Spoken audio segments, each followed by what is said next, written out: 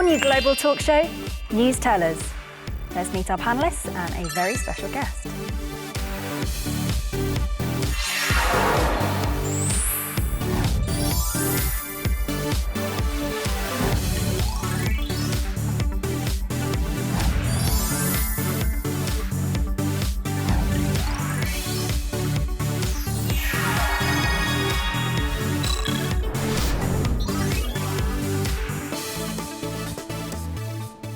Studio feels very different today. Is it because I have a new haircut?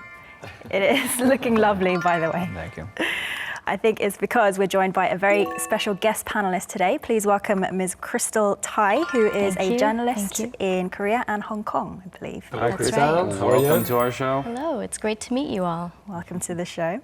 It's nice having a lady around, actually. All guys all the time. Need a bit more femininity around here. The gender balance is a little more even this week. It is.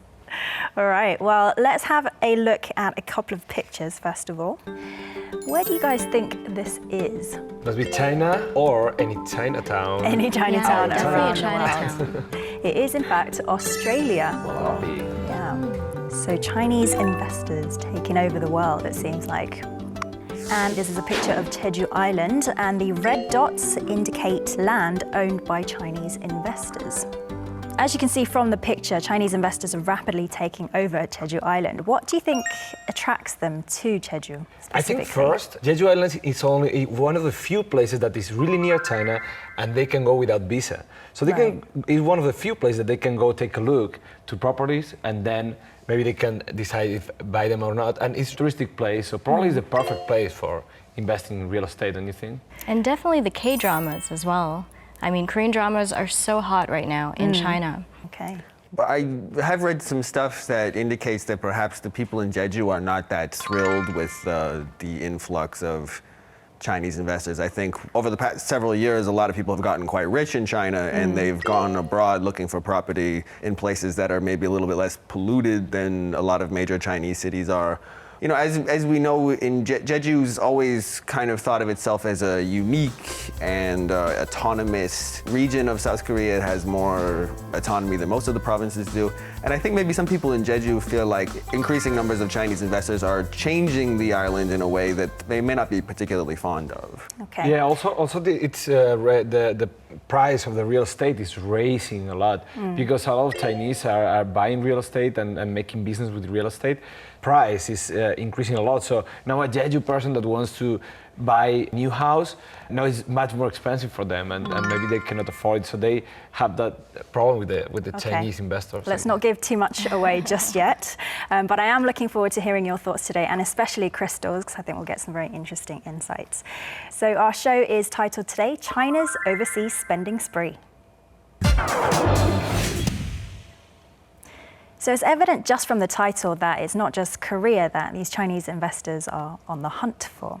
So can you guys provide some recent examples of other international investments in real estate? Well, I mean, if you look at New York City, Chinese investors are the largest group of investors in the city. I mean, New York is at the top of the list to attract international real estate developers anyhow. So it's not just China. It's just not China, but China, I mean, one of the most recent acquisitions from last year was the Waldorf Astoria Hotel. Chinese insurance firm paid $1.5 billion to buy the property from Hilton, which signed a contract to lease this iconic hotel to this Chinese firm for the next 100 years. There's speculation that the Chinese developers will turn some of the property into residential units as well, in addition to the hotel units. Okay. I have one example in Spain, actually. It was really on the news a lot. Last year, it was this tycoon called Wang Jianlin. He bought a really emblematic big building that in the center of Madrid. I believe it was owned by Santander. Yeah, bank, it was right? bought by Banco Santander. And then this Chinese billionaire, he took the building, and in 4 years, he's going to make a luxury hotel, a mall, and a lot of things in that building that was pretty kind of wasted. So I think in the Chinese, Spanish media and Spanish people see that investment as a good thing. As a positive thing, okay. And I believe in the US as well, 1 in 4 buyers these days are from China. So why do you think China has their eye on overseas markets rather than the domestic market? Well, I mean, I think it's reflective of concerns back in China about the housing bubble bursting, not to mention the Chinese economy has been slowing down. So I think many investors see parking their assets in foreign properties or foreign ventures, foreign businesses is probably a much safer option right now. And of course, in the United States, the economy is recovering. There is rule of law. The real estate market is generally transparent, much more so than the Chinese real estate market. Actually, a lot of Chinese, they don't really trust their own economy. It's growing and growing, and in China you can get really good profits. But a lot of Chinese are afraid that economic growth is not sustainable, and in some way it's going to explode. And like the capitalism in the United States, when it was in its better point and everyone was getting rich in 1929, it kind of cracked. So I think some Chinese are aware of that, so they want to diversify their investment. I think some countries that Chinese people are investing in overseas have attractive things like that we might take for granted, like clean air and clean water, and food safety is another issue in China. So I think for people in China who can afford it, they've been able to take advantage of the economic boom there and make a lot of money, and then relocate themselves abroad to places that don't have certain shortcomings that are endemic in China. I think that China, as an export-based economy, it's only natural that they would want to spend their foreign currency overseas, especially in assets such as real estate, as well as stocks. Okay, so where is all this capital coming from? And can we talk specifically about Wang Jianlin and what his firm does? Yeah, that's the guy who bought that building in Madrid that we were talking about before. He's a billionaire.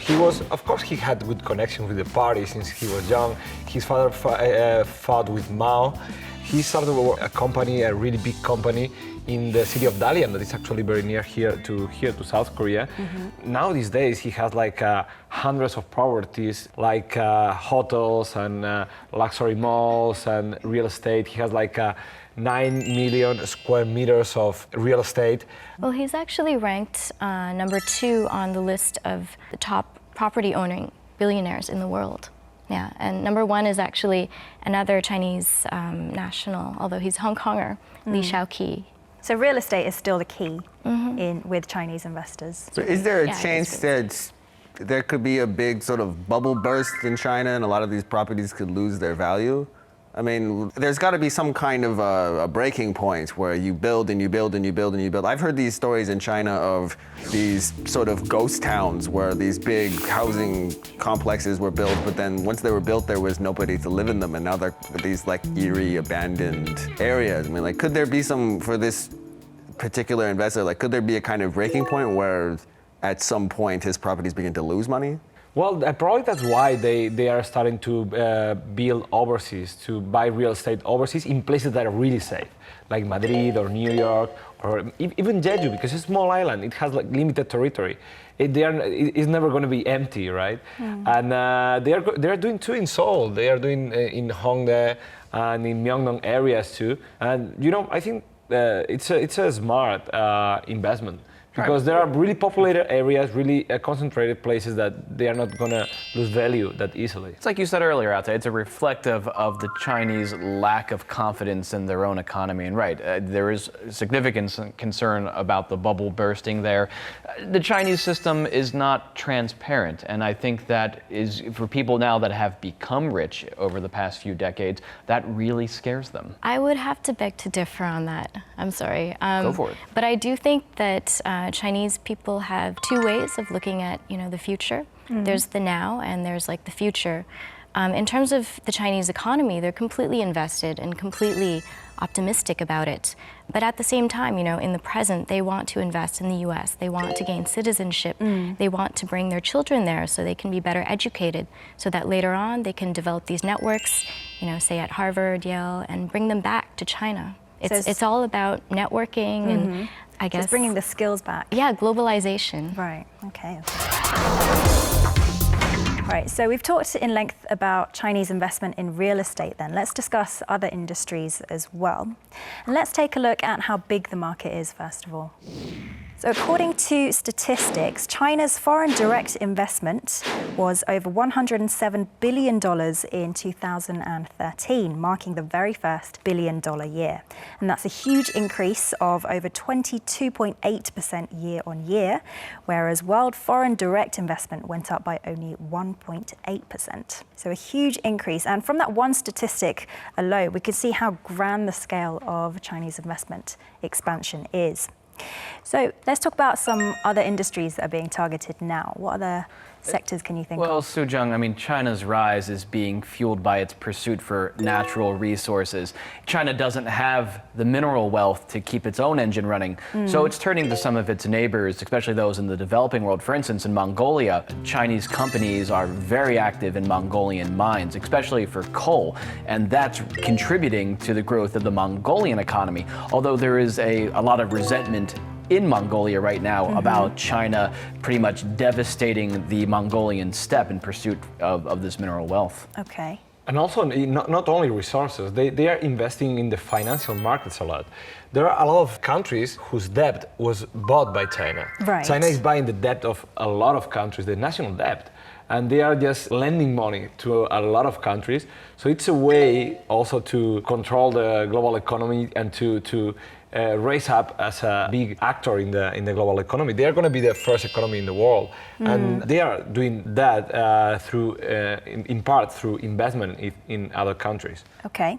Any other sectors? I think in terms of the tech sector, Segway, an American company, you know, those little they're like scooters, motorized. bikes, yeah, slash pretty much. The ride of preference for most mall cops. Yes, or everyone's, well, my dream mode of transportation as well. They look very cool, I have to Basically, yeah, they were acquired by their competitor, Ninebot. Okay, Which is Chinese company. yeah, being backed by Xiaomi, which is another big Chinese electronics company. Right. And I believe they recently raised over $80 million in terms of financial backing from investors. Okay. Xiaomi is a mobile phone maker also, right? They do everything these days. They even have this health bracelet where you put it on and it monitors like how well you sleep at night, as well as air purifiers. Yeah. So they're getting They're into very keen. all sorts of sectors, really. How much investment interest is there in developing countries as well? China has offered a lot of the governments of different countries in Africa the kind of clout and the capital to make investments in infrastructure that the governments maybe were not able to make themselves, and things like roads and ports and stadiums and things like that. And I think in a lot of cases, these deals went ahead with China at the same time gaining preferential access to minerals and other natural resource wealth, arable land, things that China doesn't have at home. They can kind of parlay their wealth into these mutually beneficial, on paper at least, agreements with countries. A good book on that, Stephen, is Howard French's recent book. Is it Africa, China's second continent? Yeah. Right. I mean, I think that really kind of illustrates how much the Chinese government and investors have built up in Africa over the past decade or so. Right. But of course, there's also a lot of controversy with that too. I think that in Africa, you know, the Chinese government, their philosophy has never been one of, you know, they've said themselves, we're not here to be philanthropists, basically. It's kind of the opposite approach, you know, compared with like the Western one, especially the IMF in terms of like conditional loans. But also the philosophy in general is one of political non-interference, as well as just mutual benefit. Those two are the key things that they're striving for. Okay. Let me read you an article. The UK Guardian reported that the Chinese billionaire Wang Jing won approval from the Nicaraguan government to build a canal across the country, which sparked protests by the locals. Stephen, you mentioned this earlier. And the backlash related to concerns over Chinese colonization, since Wang was given the job of building the canal and a 50-year concession to run it once it's open. So, Stephen, you mentioned it earlier. What are your thoughts on this? What's the To situation? me, the most interesting thing about this was if this project had gone through, what it would have done is taken the main source of Nicaragua's drinking water and made it no longer potable.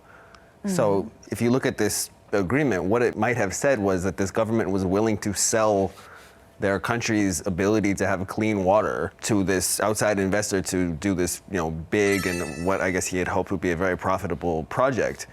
Well, actually, Nicaragua has been in a political and economic crisis for decades, and maybe with this project, their economy can be a little bit better, but I agree with you that this is a completely environmental disaster. I mean, I don't think it would worth it at all. But still, if Nicaragua gets like Panama and they can get taxes for every boat that crosses from the east coast of the US to the west coast of the US and vice versa, I think that would be a really good business for the country. I think we can say with a lot of these big projects, like if they can be carried out in a way that's responsible, that's transparent, that's environmentally sound, then great, go ahead with them. But if they cannot be done in that way, it's probably better to hold off. Yeah, that problem is the lake. If they build it in a different place, it's okay. But the problem is that channel is crossing the main lake of Nicaragua. So there are a lot of factors that we should consider. And out of the environmental damage, in a first glimpse, a project like that would be supposed to be good for the economy. I do think that it would be a good thing to revitalize their economy, but also in terms of feasibility, this project, a lot of people actually consider that it can't even be actually done at this point. It's just a very difficult project, so there are lots of skeptics in that sense as well. Right, so there's going to have to be a lot of development in order for this project to keep going. Let's get back to some more positive and negative effects of China's spending spree overseas, not just in real estate, but in all sectors. What do you think some of the main benefits and drawbacks are? The main benefit is that some people in China are getting really rich. I mean, do you think they're helping other countries' economic growth in any way? I don't know. I'm very skeptical. You are? I don't think that pouring a whole ton of money into one project that involves and employs a small number of people is really going to bring broad benefits to an economy. And to the Chinese, generally to the Chinese people's credit, to the people in the government, as Crystal alluded to, they don't go into countries saying, we're here to help you. They go into countries saying, this is a business deal. Right. And you can sign on to this business deal if you want, if you decide that it is in your interest. Of course they want to make business, but not only Chinese. Americans, they want to make business. Europeans, they want to make business when they invest in overseas.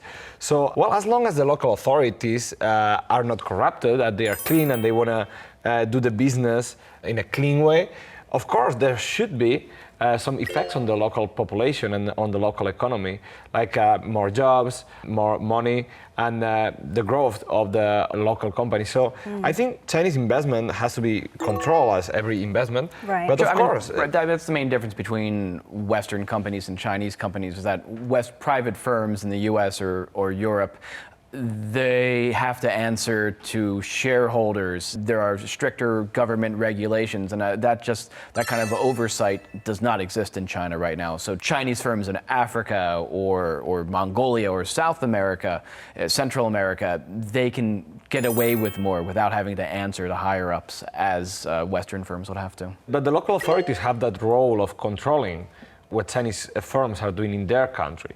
So then if I'm like a governor of Jeju, for example, I should control what's the deal that I make with Chinese firms, and what's the deal that my firms in Jeju, the South Korean firms, do with the Chinese firms. Well, I don't think it's necessarily that they're unhappy with the presence of Chinese investors. I think in most places they welcome foreign investment, but I think the grievances mostly come with specific kinds of behavior. There was a case in Zambia, in Southern Africa, a couple of years ago, where workers at a mine were protesting, saying that they hadn't been paid. And so they were outside of the Chinese manager's home, and there's a language barrier. The Chinese people don't speak English or whatever the other languages in Zambia are, and the Zambian workers didn't speak Chinese. And so they were protesting, and this kind of conflict broke out, and the Chinese managers shot and killed a couple of the Zambian workers. Gosh.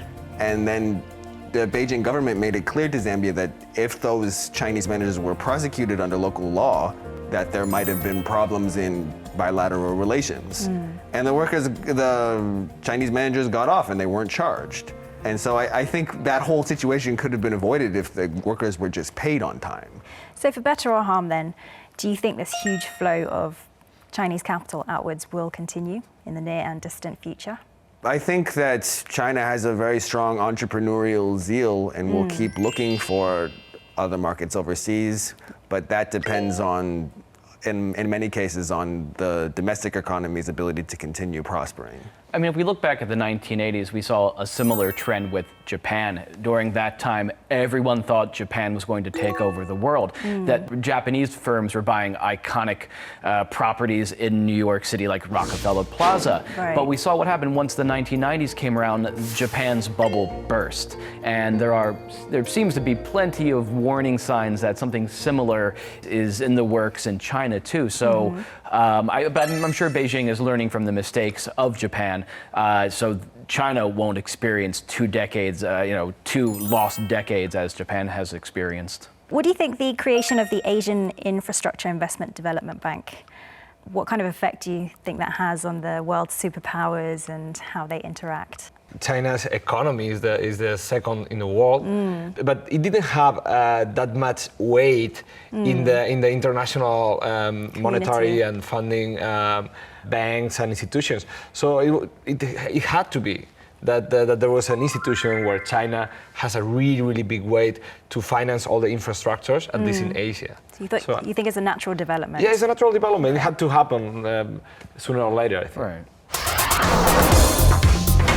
And I think that's all the time we have for today. Crystal, we usually wrap up with a headline.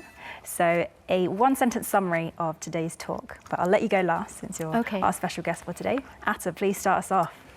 The two sides of Chinese investment overseas. Okay.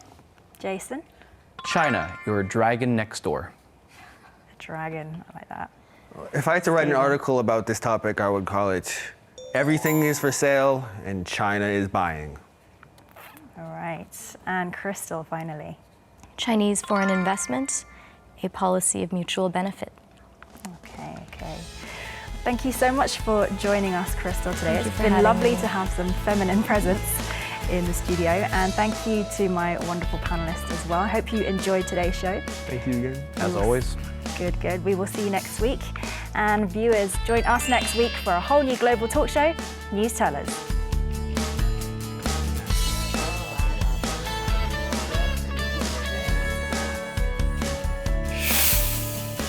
We will be open for any opinions or requests on our official website as well as our Facebook page.